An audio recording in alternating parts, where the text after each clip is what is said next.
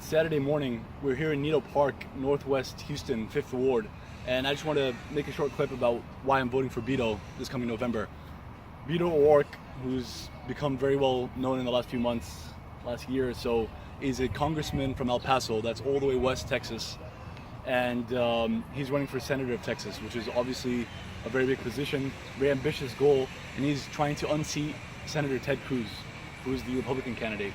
Beto's running blue. There are a few reasons why I'm planning to vote for Beto and why I'm encouraging others to do so. One thing I would say right off the bat is I would really encourage all of you guys to go watch a clip that he made recently answering the question of what he thinks about Colin Kaepernick and other athletes kneeling during the anthem rather than standing up.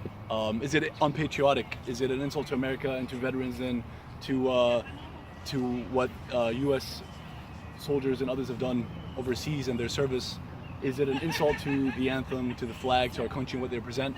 And his answer was no. It's beautifully well said, and I encourage you to watch it. Maybe I'll link it. In short, he says there's nothing more American.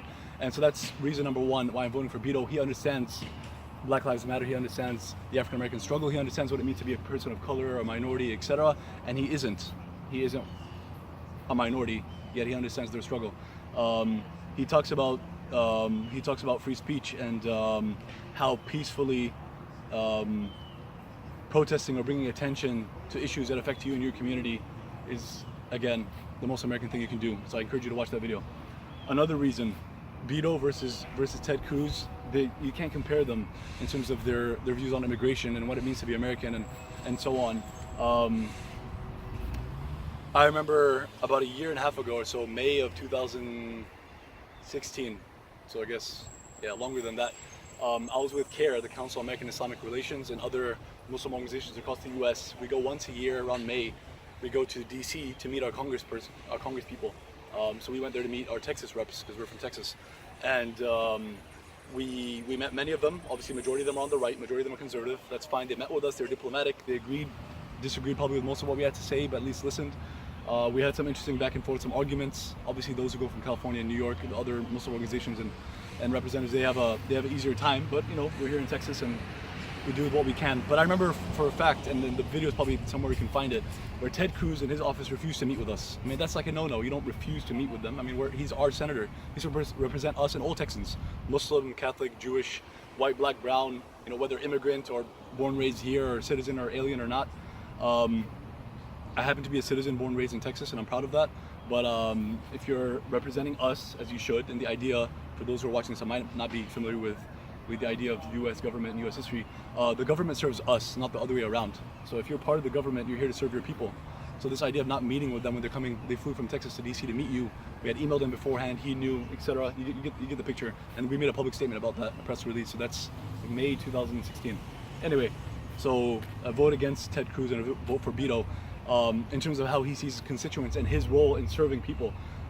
There's a lot that goes to that. I've heard Beto speak multiple times now in person, and he seems very genuine and sincere, but I know that's subjective. That's just the sense I get. But here are some facts.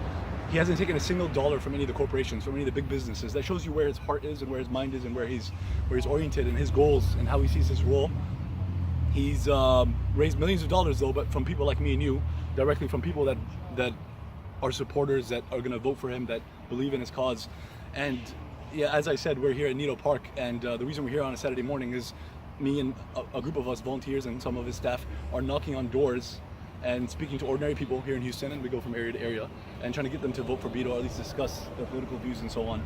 And Beto was obviously here, he was here earlier, and he's knocking door to door, and he's been doing this for however many months, all across Texas. He's went to 254 counties out of the 254 counties in Texas.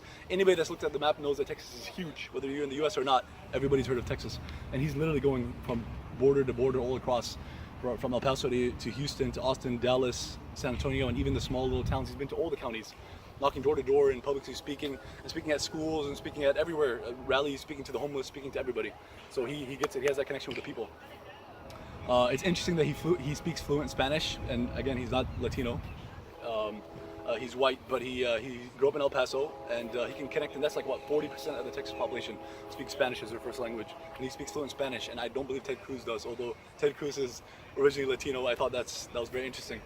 his views on immigration, right? He doesn't believe in, this was like a myth that was spread, that he believes in open borders, that everyone could go wherever they want. And nobody that understands law and politics and order would agree to such a policy. It seems more emotional than anything else. But he definitely doesn't believe in building a wall, unlike Ted Cruz and Trump and them. And which of course is unrealistic, which is never going to happen. But still, that tells you where they're coming from, their frame of mind. We believe in law and order, but we don't have to be overly aggressive, overly antagonistic about it. But anyway, I guess for now that's maybe a part one, maybe more to come. These are some of the reasons why I'm voting for Beto in November. Hopefully he's going to be our Texas senator and maybe even president one day, and I encourage you to do so as well.